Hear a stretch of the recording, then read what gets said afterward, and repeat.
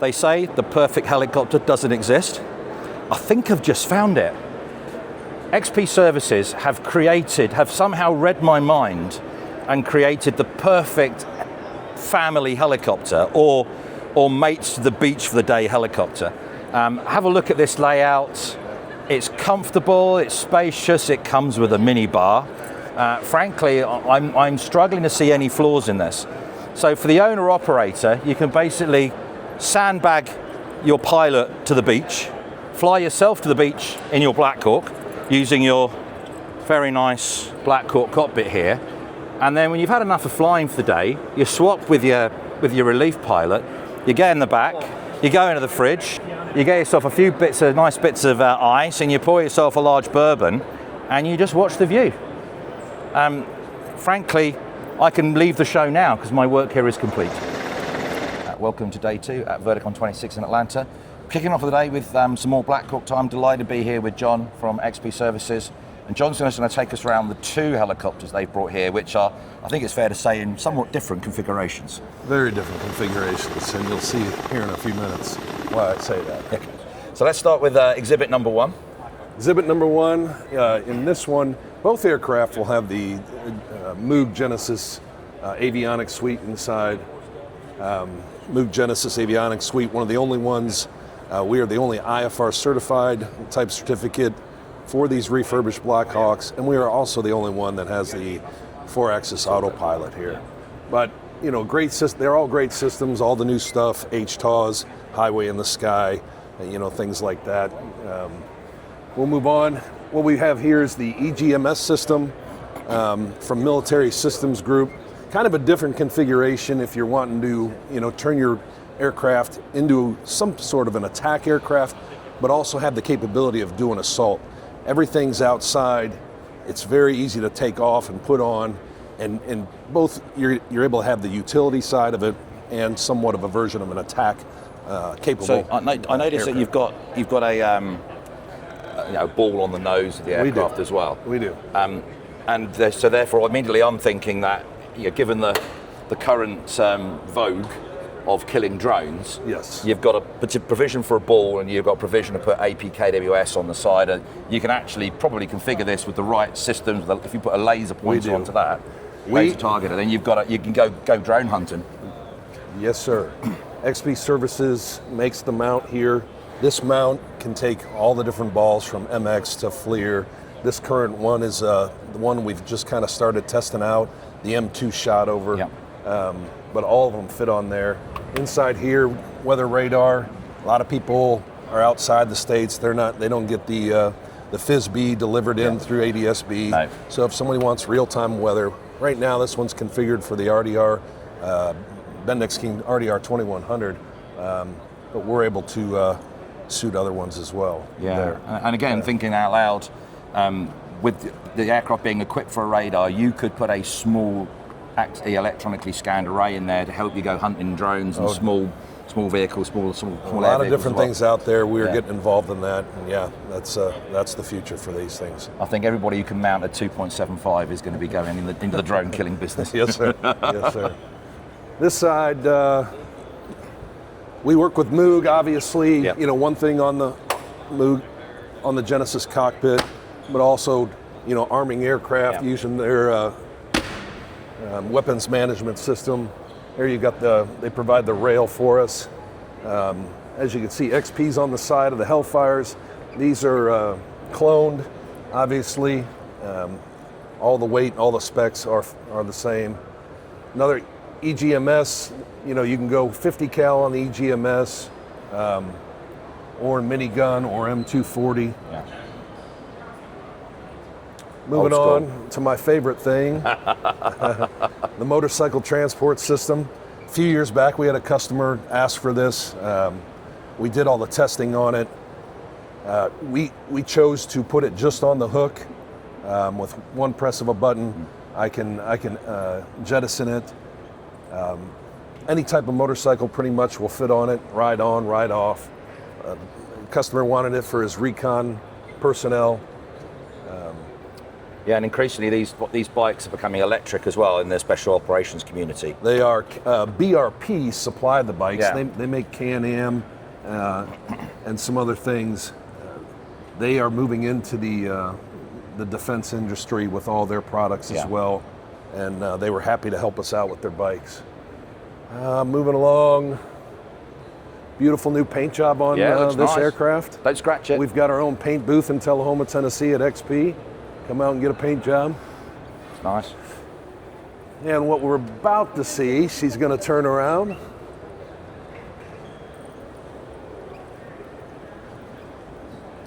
Not much left on this side. We'll go to exhibit number 2 then. We'll head over to our newest product, the VIP Blackhawk. As we walk up here, you'll see our new version of the VIP interior. 4 seats, 4 captain's chairs. You got a limo window up there. This aircraft, XP Services, has designed its own air conditioning system. It's got its own battery. You can cool the aircraft without starting the APU for up to 2 hours prior to getting in it. You have AC up front, AC all in the back. We've redirected some of the heat, so more of the heat. Anybody that's flown a Blackhawk, the pilots get real hot. Same as the Chinook. Exactly the same as the Chinook. So we've redirected some heat for the back to kind of equalize that out. We built these steps in. As you can watch the step here as I shut the door. And 1, 2, 3, go. It's an RV. And as you open it up, the step will come back out. Tinted windows. We've kind of enclosed the old crew chief window here. Yeah. Same glass cockpit in this one, as you can see, Moog Genesis Avionics Suite. As we take a look up, what you're going to see here is the Robinson calf tank. It's something Robinson came to us, and it allows you to take out the 200 AUGS tank, and obviously this customer wanted it for his leather seating. And now we've got 100 gallons on each side. We'll finish the flight testing on this. We've just kind of started it. And it just gives the customer another option on I suppose extending the fuel range. You could refit this to any sort of Civil Hawk for any sort of role as well, once it's certified. Yeah, you can. As long as you've got the original A-kit for the CEFs and things like that. If not, we can install that A-kit as well. No, that's fantastic. They can be gravity fed or pressure refueled. They'll be filled up during pressure refueling as well. I'm just guessing this time of year the pilots are fighting over flying the one down here with air conditioning in, aren't they? Definitely. I've been flying them 34 years. First Blackhawk I've flown with air conditioning. It was kind of nice. And last but not least, you'll see up here the blue filter. It's the new Aerometals engine inlet barrier filter. We'll be doing the work with them to get the final STC on this as well. Really lightweight. Doesn't take barely any power away from the engines. Looking forward to get this project done. That's brilliant, John. Thank you so much for your time, for taking us around these two very, very different aircraft, but both of them, I think, at the very height of the market, and I'm sure this one in particular will create something of a stir. It sure has. We've had quite the crowd around this one. I think the people we had do the interior work have just gone above and beyond. Yeah. It's top of the line. It really is quality. Really is. So we're really pleased with it. Brilliant. Thank you very much for your time. All right. Thank you, sir. Welcome back to Verticon 26. We're here with another Black Hawk in the static park. This time Seaview helicopters fitted with the HeliTac kit underneath and fitted in the firefighting role. Firefighting role, you've got the bubble canopy there, the STC for the bubble canopy for the pilot to be able to look outside, see where he's dropping the water. You've got the tank underneath, you've got a clear floor, and interestingly, in this particular configuration, you've also got a command and control station, and on the other side of the aircraft, you've got or on the nose of the aircraft, you've got a fleurball. So you're looking at some form of airborne command and control potential for the airborne firefighting role as well. So the commander can be on board, helping to direct the operations on the ground, as well as participating with dropping water on the fires. So a pretty good all-round package, and a very nice paint scheme, and quite nice to see a Black Hawk in the static part here configured purely for civilian applications. Welcome back to Verticon 26 Atlanta. Got Stephen here from Seaview. We're back in front of the very wasp-coloured Seaview helicopter, which I think is actually really good. I did a lot of the trials when I was in the military looking at conspicuity, and you will not miss this thing on the fireground. You will not miss this thing most places. Black and yellow is a reason why nature uses it.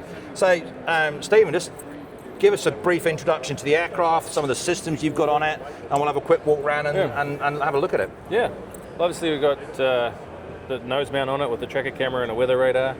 It's got the Genesis glass cockpit with the 4-axis autopilot installed, the tracker beam installed here. We've got the HeliTech tank on it with a hover pump snorkel on the left-hand side and a C-scoop on the right-hand side. We're developing a hoist beam here with Aerocraft. Okay. So we can sort of, instead of, limiting external hoist operations to HA60 lemurs or S70Is, So we can that's really interesting. Yeah. And you say you're doing that in partnership?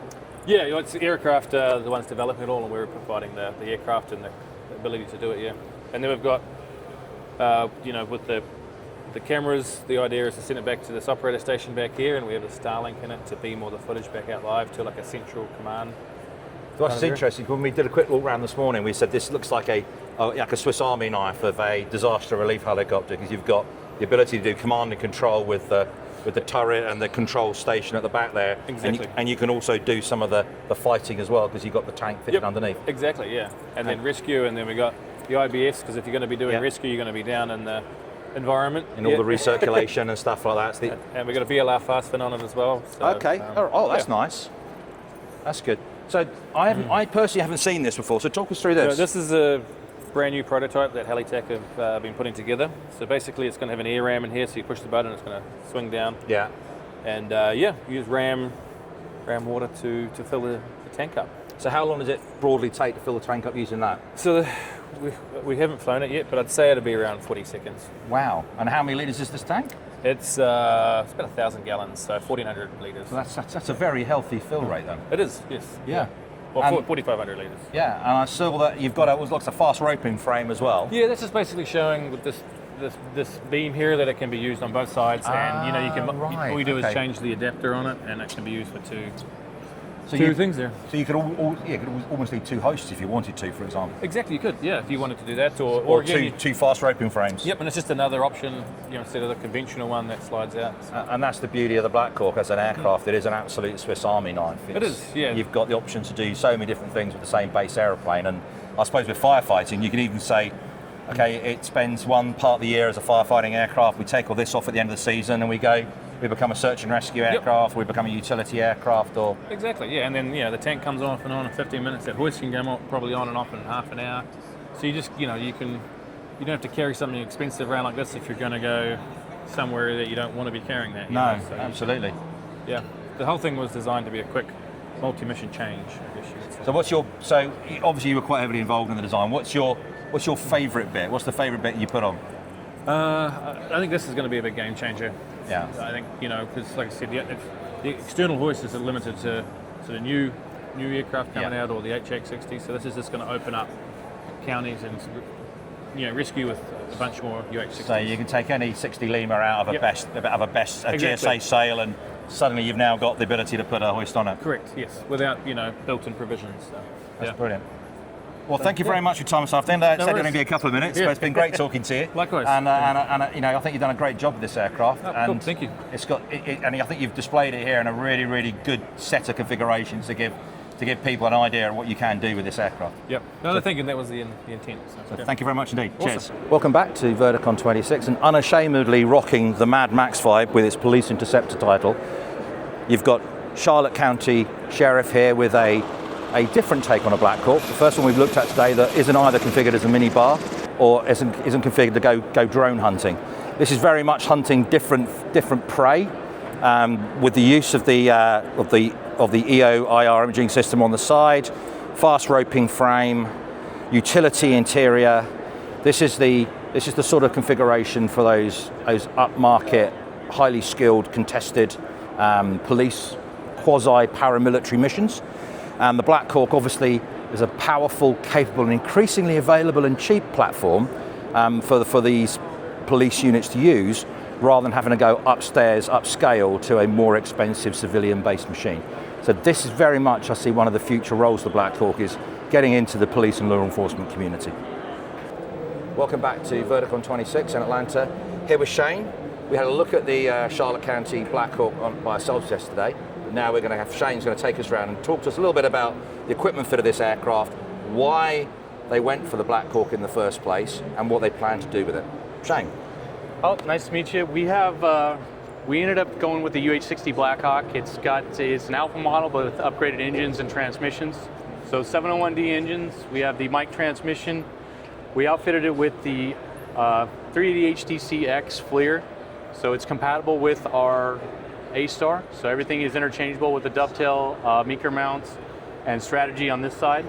And if we come inside, we ended up upgrading the cockpit to a Garmin glass cockpit to modernize that and keep it the same as our A-Star and Huey fleet. So cockpits are very similar. We were able to make it so the TFO could work from the front seat or the back seat. If I take you around, I'll be able to show you the TFO I was going to say, station. looking at that big screen in the left-hand seat, is that so the taco can sit in there? That's a macro blue screen. We have the same exact screen in the back Right. and the same exact screen in our A-Star. Right. And so we're able to kind of multi-mission, multitask. If something breaks, we can swap them out. That's excellent, yeah. So coming around to the front. So same thing on this side, just another display for the pilot side. The co-pilot side has the FLIR monitor as well in there. And so if you come around to the back, the crew chief station, we have the FLIR monitor here, and we have our setup in the back so the co-pilot could use it or the crew chief in the back. We have the Traca spotlight up here. So when we're doing searches, this guy in the back seat, if we have poor weather, both pilots can focus on that. The back seater can now work the FLIR and the spotlight and look outside the helicopter as well. So over water, things like that, looking for hoist rescues. What sort of weather limits do you work down to?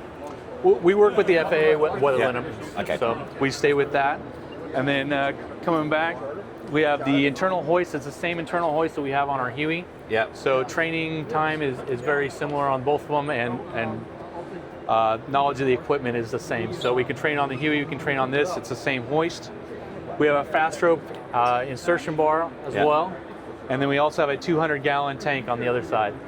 So we're able to actually get to the other side of the coast if there was a hurricane and then operate for a couple hours. That's one thing we found with Hurricane Milton, Helene, all the ones we got hit with. We got hit pretty hard back to back to back. So we were able to now go somewhere to help somebody else out and be there for a number of hours before we have to refuel. So what are sort of the main roles you use the aircraft for? Because obviously traditionally these sort of aircraft have been much smaller. They've been sometimes single-engined. It's a big aircraft. So it's a big aircraft, and we kind of augmented a lot of our patrol stuff. We were able to kind of shave some hours off because of the drones. Drones have come online. They do a good job for certain things. So we were able to shave some of those hours, and because of Milton, Helene, all those hurricanes, we kind of leaned heavy into the rescue stuff. So we were looking for a new aircraft, and we wanted something that could do law enforcement, rescue, firefighting, and we wanted to be the ability to be able to do mosquito control with it as well. Wow. So something that does everything is kind of hard to find. Oh, it's like a utility helicopter. There you are, a UH, right? Yeah. So we were able to kind of put this thing together and make it do everything we needed it to do. And that's why we went with that. It gives us that capability to go 50 miles offshore. It gives us that capability for a 900-gallon fire bucket. So we're able to add capabilities without really losing any of our patrol capabilities. And future thoughts for the fleet and for this aircraft, future roles you might be growing into? And really the future, we're staying with the roles we have right now. Yeah. We don't really have any aspirations to do anything beyond that, other than maybe help our neighbors. Yeah. If they have hurricanes or something, we're happy to help, and we have the asset to be able to go there and do that. One of our issues, we have barrier islands in Florida, so being able to sling load an ATV or a Connex, that was one of our big things with Ian. How do we get all the rescue gear and equipment out to those barrier islands? The boats the harbor's full of stuff, can't get the boats out there, the bridges are down, so how do you do that? Well, now this gives us the opportunity. We can lift 8,000 pounds on the hook. We just move it out there with the helicopter. Yeah, and most importantly, I suppose, I've written I've spoken to a lot of people who've did Katrina and stuff like that, and it's you're there, you're on the spot. You can get your aircraft somewhere safe, and as soon as it's safe, you're out and you're working. You're not reliant on FEMA or anybody else getting aircraft to you, which could be days sometimes. You're absolutely right. The radios we have in it, the local agencies have the frequencies, are already talking. So when you're on scene, you're already building that picture of the ground. Situational awareness. And we have the downlink in it, so it's already going to our emergency talk. So they're getting that picture, and that's one thing we learned in Ian. We were one of the very first aircrafts out after Ian, so being able to see what actually was damaged and what wasn't, because it wasn't what we thought. You're almost acting like an airborne triage. Exactly, yeah. So we're able to pick people up, we're able to put them in, we're able to go to the next one, and you can fit 20, 25 people. Yeah, you can. Floor load them in there. Yeah. So you can do that and keep operating and get those critically injured out first, Well, let's face it, the hurricane season doesn't seem to be getting any quieter. Neither does fire season. Neither does fire season. So I think it's an abject lesson to a lot of those states, counties, towns that have those risks as a clear and present danger to them, that actually getting a utility helicopter that can do that all year round. Provision of support and service is really important. Absolutely. Thank you very much for your time today, Shane. A couple of themes are certainly starting to emerge, I think, due to the current geopolitical situation. A lot of the aircraft that you're seeing fitted are suddenly you're seeing them outfitted with rapid rate of fire guns, and particularly rocket launchers. Why rocket launchers? These rocket launchers, you can fit the APKWS into it, the Advanced Precision Kill Weapon System, which if you had a turret with a laser designator on, you can go drone hunting. And drone hunting, we'll look at other aircraft at the show here this week, is a big part of what everybody's doing. This is Ace Aeronautics aircraft. We looked at it in detail at last year's show. The company continues to export this aircraft as an alternative to buying a new, expensive aircraft with potentially 3 to 4 year delays in acquisition due to backlog. Companies such as Ace, and we'll talk to some of the other suppliers that are here, are able to deliver aircraft much more quickly in a bespoke configuration that better matches perhaps what the customer needs.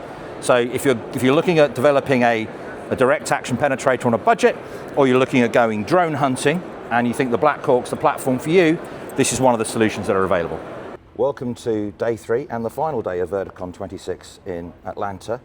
Delighted to start the day with something of an old friend in terms of the Ace Aero Black Hawk, and even more delighted that Rich Endley has found some time to talk about the aircraft, the changes that have been made since I flew the aeroplane back in Alabama quite a few years ago, and what's been quite a busy week for Ace Aero with a very important signing ceremony yesterday. So Rich, over to you. Great, thank you very much. We appreciate the time. So as Paul said, this is one of his old friends because he's flown it. I haven't flown it yet, but I can tell you what he flew years ago is not the same aircraft that we have today. There's been many revisions and updates to the aircraft, to include, as we're standing here leaning on the weather radar, which is a new addition to what we had previously STC'd, which is a FLIR mount. We now have our weather radar, which has been added onto it. Inside the aircraft, there's a bunch more that's been added as far as upgraded software and equipment. We're building a new mission computer. We're working on a 4-axis autopilot, performing tests with the United States Navy for a low-speed precision approach program, which has really been a great lead-in for what we want to do in the future. Of course, the aircraft now we're selling L models. So this is an L model. The original aircraft he flew was an A. Of course, 701Ds, upgraded, improved, durable gearbox. Great things. Feels a bit more like a Chinook that I used to fly then. Yes, that's exactly right. A little more power. It'll get you there a little faster than it used to. You can also see on the side over here that we've added the claw system from Fulcrum, which gives us the capability to build multiple weapon racks and put GA-19s, rocket pods, minis, you name it, Hellfires, we can put those on. There's one on each side. We're only displaying one during the show this side because we have a fast rope on the other side just to demonstrate additional capability of the aircraft. Internal tanks are working on this. Of course, we did a little bit of special wrap on this aircraft instead of doing just a standard paint job. Pretty. So we wanted to sort of send a statement for the 250th anniversary. So we did. And treasonous colonials, the lot of you. Yes, we're rubbing it in. We are rubbing it in. And as you can see, the inside is still extremely clean. That's an all-new center console, all-new instrument panel. Yeah. So we're pushing hard. And as Paul said yesterday with the signing with Sky, we now have another partner in Europe that's going to be executing firefighting missions using this aircraft. So the aircraft just continues to grow right now. If everything goes well as planned, with all the contracts that we have in place, we'll have over 70 Blackhawks flying around the world with this cockpit in it, with the Garmin G5000. That's fantastic. And Garmin's a great partner, so we are and when you get that 4-axis AP involved as well, that's probably going to open the door to several other opportunities. It sure will. It absolutely will, because everybody's asking for it. Exactly, yeah. Most of those, though, haven't flown it, because if they flew it, they'd realize how smooth it is. You really don't need a whole lot, but we're going to give it to them because they're asking. Because their requirement staff are asking. That's exactly right. I mean, this is all very appetite having these systems on the side of the aircraft. Obviously, drone killing is a big business at the moment. It is. We're about to pull a piece together about drone killing with helicopters, and this kind of setup where you got a gun, you got something that you can put an APKWS in. Right. You know, all you're going to need is a pointer somewhere from somewhere on the airframe, and you're in the drone hunting business. We have that on the nose already underneath the weather radar. So you talked a bit about 4-axis AP, you talked a bit about opportunities in Europe. Where do you see the next 2 or 3 steps for the company and for the aircraft going? Well, you know, our latest contract, besides the one we signed yesterday with SAF, is Brazil and South America. And the doors are starting to open up in South America as a result of that relationship. Yeah. So we'll be hitting South America very hard right now. Yeah, and obviously they have a critical need for firefighting helicopters. We see more and more from our sister magazine, Air Attack. We see the shoulders of the fire season broadening, both in the US and around the world, because of the changes that are happening to the global climate and the encroachment of human activity into hitherto burn areas. So I can't see the market for firefighting helicopters doing anything but going in one direction over the next 3 to 4 years. Absolutely, straight up. And oh, by the way, South America also has a number of these aircraft already that have a lot of obsolescence issues that we can remove by installing the G5000 or by installing upgrades and equipment that they didn't have back when they procured those aircraft. So, I mean, we've just had in the UK, we've just had the long drawn out, painful new medium helicopter program finally gasp and wheeze itself over the line, seemingly by sort of politically induced pressure. And we've just heard yesterday that the first aircraft's going to hit service, end of service in January 2031. Okay. Which to me sounds ridiculous. What sort of timescale are you delivering aircraft to customers at, just as a comparison? Anywhere from 8 months to a year, depending on the configuration. And that's really driven by existing requirements and existing maintenance schedules. So, but right now, if a customer walks up today and says, I want a base configuration, I don't need the glass, we'll put in the GTN 750s and a 345 remote, new cargo hook, ELT, do all the maintenance, paint it up, and that. And we're somewhere between 7 and 8 months, because we also have to work with the FAA to get it certified. Yeah, of course, absolutely. So I mean, that's quite a difference, and that shows you the difference between an overhaul, refurbished, motivated bunch of people, and, dare I say it, big industry that sometimes stretches out the work to fit the budget and the timescale. And that's not I don't think that's a slight on Leonardo. I think that's a slight on more like how the budget profile for that program is going to be. And also, and that is developed by the program manager. Yeah. I mean, I had a conversation with one this morning. I said, "You're asking for the impossible." Yeah. But someone's told you they can do it. Yeah. Best wishes. You know, there's not much go we can with do. them and see if they deliver. See how it goes. Yeah. So it's been a while since I've been down to your facilities. I think last time I was there, you were talking about putting in a new hangar, a new paint shop. So if I came down next year or later on this year, what would I see that would be different? Well, right now we're adding an additional 40,000 square. So the paint booth, the blast booth, of course, are there. We're now adding a 40,000 square foot hangar, which will be complete by the end of April. Then we have a 15,000 square foot warehouse that'll be going up on the corner immediately following. That should be done in the June timeframe. And then we've got our plans now for our new headquarters building, because when I arrived there 3 years ago, we had 42 people and 2 aircraft. Today, we're almost at 300. Wow. And we've got over 50 aircraft. It was definitely that 40 people, 2 aircraft last time I was there. So I look forward to getting an opportunity to come back down and see you guys again. Rich, it's been great talking to you this morning. Thank you so much for finding the time. I know it's been a really busy show. And no problem. Great best show. of luck with 4-axis and everything else that you're doing with the aircraft. Thank you. Doors always open. Come visit. Thank you. Jerry Dwyer, run the best program, Blackhawks, like this thing behind me. It's great seeing all the innovation with all the folks out here that built up the aircraft, the ones that we sell. And it's great seeing the right folks out there doing the right thing. I'm talking about you, Ned, and the rest of the folks over here that, like you, Fu, that do all the right stuff and that publicize the right things for the right people. Fu? Thanks, Jerry. Obviously, Fu Kennard, European editor for Antares and HeliOps magazine. As an ex-Chinook driver, my only disappointment with the show is those Chinooks here to look at. So if you can't have a Chinook, you might as well have a half helicopter. And if you have to have a half helicopter, then the Black Hawk is about the best out there. And I'd agree with Jerry. It's been absolutely fantastic seeing the palette that your program has given the industry to draw upon. And I mean the yin and the yang is XP Services 2 aircraft they've got here. That's literally, they bookend the entire Blackhawk capabilities. Brilliant. Cool. Hi, I'm Kate, and I'm the video editor for HeliOps magazine. It's my first time here, and I didn't realize how nested this place is. But it's super cool seeing all the different helicopters, learning all about it. I'm lucky to be surrounded by so much wisdom and knowledge, so I'm really excited for tomorrow as well. There you go. Saru with the HeliQuest group of companies. We operate Blackhawks, Bell 205s, K-Maxes all throughout Western Canada and United States. This show is always good, and we need to bring more of these aircraft into the commercial market.